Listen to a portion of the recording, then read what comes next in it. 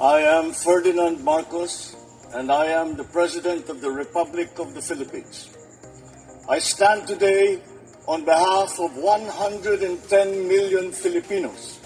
Etong mga isip batang mga attempt na mapahina ang ating saligang batas at mga institusyon ay mariin po naming tututulan at lalabanan.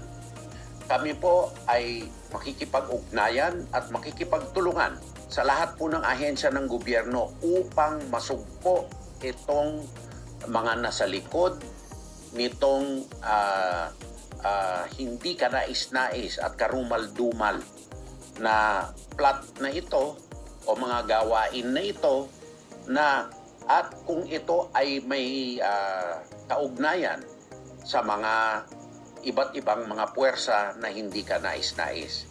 Susumpuin po natin ito at hindi po pwede na magwatak-watak ang ating republika sa mga swapang na pamamaraan o makasariling paraan na ganito. Kami po ay nananawagan sa ating mga taong bayan na manindigan sa likod ng inyong republika, sa likod po ng inyong saligang batas, sa likod po ng soberanya, sa likod po ng territorial integrity na Republika ng Pilipinas na pilit niwawasak at pinaghihiwa-hiwalay nitong mga makasariling at mga karumal-dumal na mga tao na ito.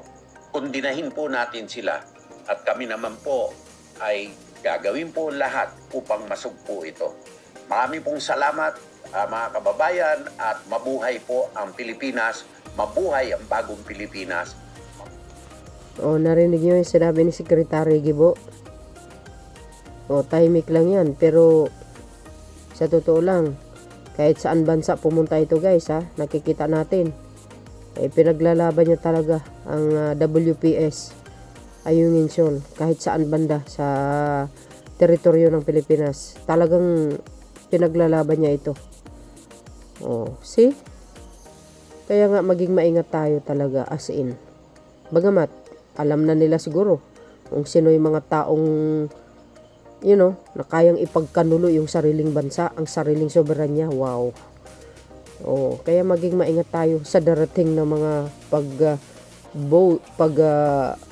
pag-eleksyon.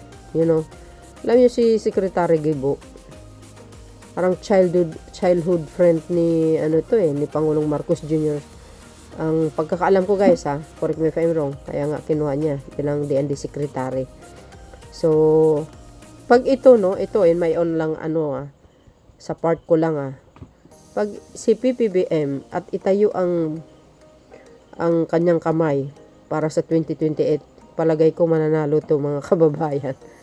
If ever siya ang magiging successor ni Pangulong Marcos Jr., sure yan mananalo. Di ba? Mas maganda naman ito if ever naman kung dalawa lang sila maglaban ni Garutay. Sus Mario Joseph, mas pipiliin ko ito. Bakit? Very well experience ito guys. Ikumpara mo naman kay Garutay. Naku po, itok-itok. Ito kahit saan mo dadalhin ito. Sa international forum, mga meeting, di abansi, next naman, yung mga APEC, summit, talagang nakikipagsabayan din si Secretary Gibo. Kasi very guys, very well experienced ang kanyang pagkatao. Mula mayor, congressman, di ba? Hindi pa siya nakapag-senador, pero bihasa ito. So ayan sa mga isip bata daw. Mahihiya naman kayo. Biro nyo yun. Secretary Gibo, tinawag na isip bata ang mga gustong magpabagsak sa pamahalaan.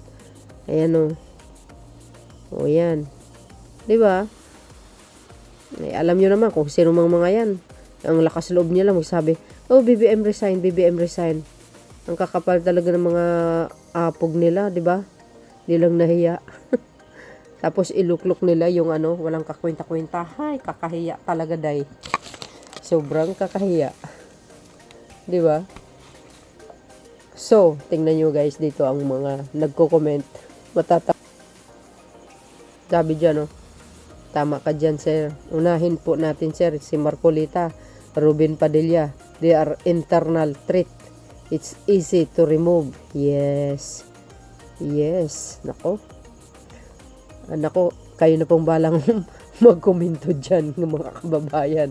Ako, alam nyo na ako ano. O, diba? Yung mga nagpapakalat ng fake news, dapat huli. Yun nga, ang sakit talaga ng social media ngayon. Galing nila gumawa ng istoryahe, pati si Pangulong Marcos Jr. Sabihin nila, may ano daw, may sakit na malala, hindi na makapagtrabaho. Grabe, nakikita ko yan sa TikTok, guys. Oo, grabe, intindi. Paninira nila sa Pangulo. Buhay pa yung tao, ginawa nilang patay. Oh, di ba? Baka baliktad yan. Ah? Baka pag uwi nung isa, baka pag uwi ng puon nila, garapon na. Di kayo naloka. Oh, see? You're my next president. Gibo Chidoro. I hope, kung siya man, di suportahan natin. Di ba? Kung yun po ang maging successor ng Pangulong Marcos Jr. Who knows, hindi natin alam. Ito, kaisipan lamang. Sana po ikulong na ang mga pasaway po yang nanggugulo lang sa bansa natin. No? Alam nyo guys, kung tahimik lang itong mga DDS, ay tahimik ang bansa talaga. Sa totoo lang. Tahimik eh. Sino bang nanggugulo? Yung mga nagsasabing BBM resign? Sino ba mga yan? Eh, alam po natin, dalawang grupong kalaban ni Pangulong Marcos Jr. Kaya, ay, ewan ko. Correct ka dyan, sir. Bilisan po. Next President of the Philippines. So, I hope so, guys. Diba? Na siya. Mas okay naman yan kung dalawa lang sila maglaban ni Garutay. Yan o. Nagko-comment. But anyway. So, yun, mga kababayan. Ano po ang masasabi nyo? Meron pa lang musga? Magkomento? Siyempre, ako sang-ayon ako sa sinabi ni Secretary Gibo. Thank you guys for watching. See you again on my next upload. Bye-bye and babus. God bless Philippines. There's more. Follow me and likes, guys. Bye, everyone.